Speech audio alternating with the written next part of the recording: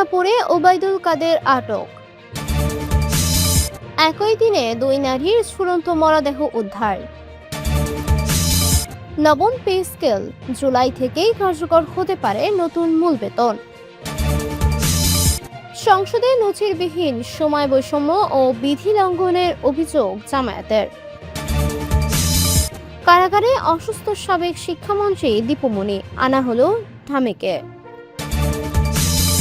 সর্বশেষ জানাবো, বড় ভাইকে দাফনের কয়েক ঘন্টা পরেই ছোট ভাইয়ের মৃত্যু। শিরোনাম শুনলেন, এবারে বিস্তারিত। একই দিনে দুই নারীর ঝুলন্ত মরদেহ উদ্ধার। ফরিদপুরের সদরপুর উপজেলার একই দিনে দুই নারীর ঝুলন্ত মরদেহ উদ্ধার করেছে পুলিশ। রোববার 28 জুন সন্ধ্যা 7টার দিকে উপজেলার কৃষ্ণপুর ইউনিয়নের নিজ গ্রাম এলাকায় ওবায়দুল মুন্সির স্ত্রী লিপি আক্তার, বয়স 42, এবং বিকেলে ভাষাঞ্চর ইউনিয়নের সমীর হাজী কান্দি গ্রামের বুলু মুন্সির মানসিক ভারসাম্যহীন কন্যা নাসরিন আক্তারের বয়স 13 ঝুলন্ত মরদেহ উদ্ধার করে সদরপুর থানা পুলিশ। পুলিশ সূত্রে জানা গেছে, লিপি আক্তার দীর্ঘদিন ধরে ক্যান্সারে আক্রান্ত ছিলেন এবং মানসিক অবসাদে ভুগছিলেন। রোববার সন্ধ্যায় নিজ বাড়ির গোয়ালঘরের আড়ার সঙ্গে গলায় ওড়না পেঁচানো অবস্থায় তাকে ঝুলন্ত দেখতে পান পরিবারের সদস্যরা। পরে তারা পুলিশের খবর দিলে ঘটনাস্থলে গিয়ে মরদেহ উদ্ধার করে পুলিশ। অন্যদিকে নাসরিন আক্তার ছোটবেলা থেকেই মানসিক ভারসাম্যহীন ছিলেন বলে জানিয়েছে পরিবার। রোববার বিকেলে তিনি খাবার না খেয়ে নিজ কক্ষে দরজা বন্ধ করেছিলেন। পরে তার মা নাজমা বেগম ডাকাডাকি করলেও কোনো সাড়া না পেয়ে পরিবারের অন্য সদস্যদের সহায়তায় দরজা ভেঙে ভেতরে প্রবেশ করেন। সেখানে নাসরিনের ঝুলন্ত মরদেহ দেখতে পেয়ে পুলিশে খবর দেওয়া হয়। খবর পেয়ে পুলিশ ঘটনাস্থলে গিয়ে মরদেহ উদ্ধার করে। নবম পে স্কেল, জুলাই থেকেই কার্যকর হতে পারে নতুন মূল বেতন। সরকারি কর্মচারীদের বহুল প্রত্যাশিত নতুন বেতন কাঠামো 2 ধাপে বাস্তবায়ন হতে পারে। এর মধ্যে আগামী 1 জুলাই থেকেই নতুন স্কেলে সম্পূর্ণ মূল বেতন কার্যকর হওয়ার সম্ভাবনা রয়েছে। জানা যায়, চলতি সপ্তাহেই পে কমিশনের সুপারিশ মূল্যায়ন ও বাস্তবায়নের রোডম্যাপ অর্থ মন্ত্রণালয়ে জমা দেওয়ার কথা রয়েছে মন্ত্রিপরিষদ সচিব নাসিমুল গনির নেতৃত্বাধীন কমিটির।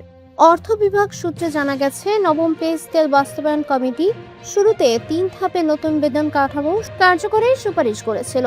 সুপারিশ অনুযায়ী আগামী 1 জুলাই থেকে কমিশনের সুপারিশ করা মূল বেতনের 50% 2027 সালের 1 জুলাই বাকি 50% এবং 2028-29 অর্থ বছরে থেকে ভাতা কার্যকর করার প্রস্তাব ছিল।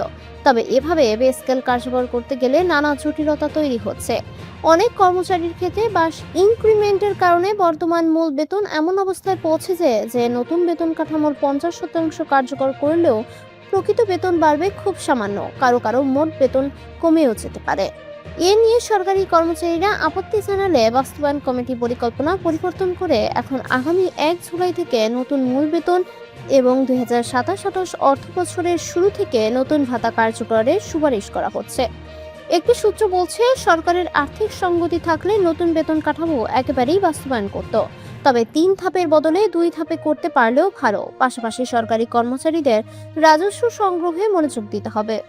এর আগে গত 11 জুন জাতীয় সংসদে বাজেট উপস্থাপনের সময় অর্থ ও পরিকল্পনা মন্ত্রী আমির খসরু মাহমুদ চৌধুরী বলেন, প্রায় 11 বছর ধরে সরকারি কর্মচারীরা একই বেতন কাঠামোতে বেতন ভাতা পাচ্ছেন। এ সময় মূল্যস্ফীতির কারণে জীবনযাত্রার ব্যয় অনেক বেড়েছে। তাই আগামী 1 জুলাই থেকে ধাপে ধাপে নতুন বেতন কাঠামো বাস্তবায়ন করা হবে। সংসদে নজিরবিহীন সময় বৈষম্য ও বিধি লঙ্ঘনের অভিযোগ জামায়াতের। জাতীয় সংসদে স্বরাষ্ট্রমন্ত্রীর বক্তব্য দেওয়াকে কেন্দ্র করে সময় নির্ধারণে নজিরবিহীন বৈষম্য এবং নিজেদের সময় কেটে নেওয়ার অভিযোগ তুলেছে জামায়াতে ইসলামী। রবিবার 28 জুন রাতে সংসদে ঘটে যাওয়া এই ঘটনার তীব্র প্রতিবাদ জানিয়ে সোমবার 29 জুন এক ব্রিফিংয়ে ক্ষোভ জানিয়েছেন জামায়াতের সংসদ সদস্য নাজিবুর রহমান সহ জোটের প্রবীণ নেতৃবৃন্দ। জামায়াতের সংসদ সদস্য নাজিবুর রহমান অভিযোগ করেন, গতকাল সংসদে বিরোধী দলের সংসদ সদস্যদের বক্তব্য রাখার নির্ধারিত সময় থেকে 5 মিনিট করে কেটে নেওয়া হয়েছে। ফলে তাদের মাত্র 3 জন সদস্য কথা বলার সুযোগ পেয়েছেন। তিনি বলেন, সরকার দলীয় সদস্যদের ক্ষেত্রে দেখা গেছে সম্পূর্ণ উল্টো চিত্র।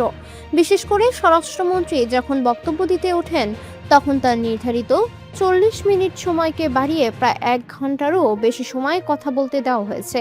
এমনকি রাত 10টা পার হয়ে যাওয়ার পরও সরকারি দলের সদস্যদের নিয়ম বহির্ভূতভাবে বক্তব্য রাখার সুযোগ দেওয়া হয়েছে, যা দুই পক্ষের মধ্যকার পূর্ববর্তী আলোচনার সম্পূর্ণ পরিপন্থী।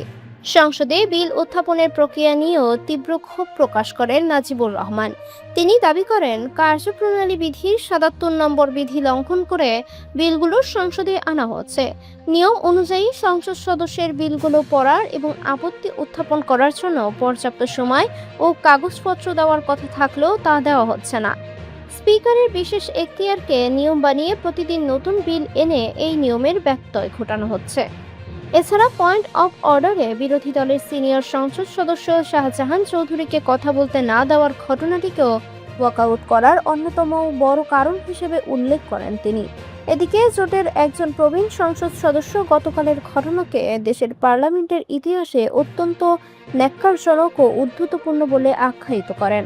স্বরাষ্ট্রমন্ত্রীর ভূমিকার সমালোচনা করে তিনি বলেন, সাবেক 3বারের প্রধানমন্ত্রী বেগম খালেদা জিয়াও সংসদের সময় কঠোরভাবে মেনটেন করে বক্তব্য রাখতেন, অথচ গতকাল স্বরাষ্ট্রমন্ত্রী নির্ধারিত 40 মিনিটের জায়গায় প্রায় 1 ঘন্টা 20 মিনিট বক্তব্য রেখেছেন। কারাগারে অসুস্থ সাবেক শিক্ষামন্ত্রী দীপু মনি আনা হলো ঢামেকে। সাবেক শিক্ষামন্ত্রী ডক্টর দীপু মনি কারাগারে অসুস্থ হয়ে পড়ায় তাকে ঢাকা মেডিকেল কলেজ ঢামেক হাসপাতালে জরুরি বিভাগে আনা হয়েছে। সোমবার 29 জুন সকাল 6টার দিকে চিকিৎসার জন্য তাকে ঢাকা মেডিকেল নেওয়া হয়।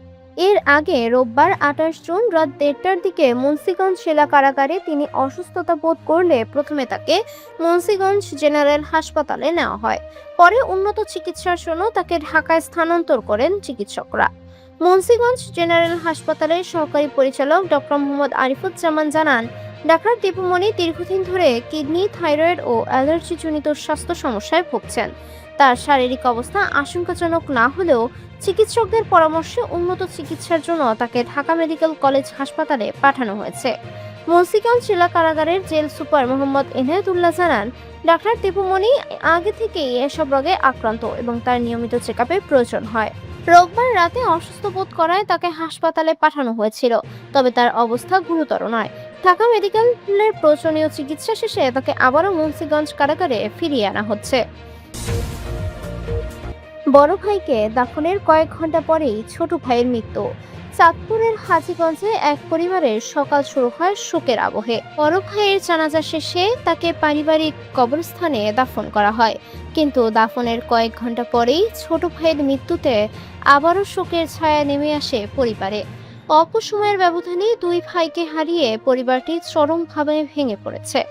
রোববার 28 জুন হাজীগঞ্জ পৌরসভার রান্ধুনিমুড়া এলাকার 11 নম্বর ওয়ার্ডের শুকো কমিশনারের বাড়িতে এই হৃদয় বিদারক ঘটনা ঘটে।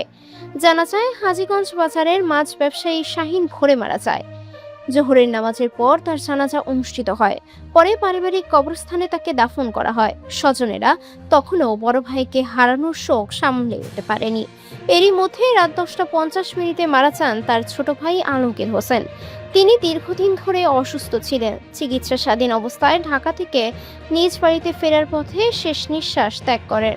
পরিবার সূত্রে জানা গেছে, 4 ভাইয়ের মধ্যে শাহিন ছিলেন সবার বড় এবং আলমগীর ছিলেন মেঝো। তার মা, এক বোন, 2 ভাই সহ অসংখ্য আত্মীয় স্বজন, শুভাকাঙ্ক্ষী ও গুণগ্রাহী রেখে গেছেন। একই দিনে 2 সহোদর ভাইয়ের মৃত্যুতে পরিবারের গভীর শোক নেমে এসেছে। তাদের মৃত্যুতে আত্মীয় স্বজন, প্রতিবেশী ও স্থানীয় ব্যবসায়ী সহ বিভিন্ন শ্রেণী পেশার মানুষ শোক প্রকাশ করছেন এবং শোকাহত পরিবারের প্রতি সমবেদনা জানিয়েছেন। স্থানীয় বাসিন্দা মোহাম্মদ জসিমউদ্দিন চন্নি চৌধুরী বলেন, একই দিনে পরিবারের 2 সহোদরকে হারানোর মতো মর্মান্তিক ঘটনা আমাদের এলাকায় খুবই বিরল। তাদের মৃত্যুতে পুরো এলাকায় শোকের ছায়া নেমে এসেছে।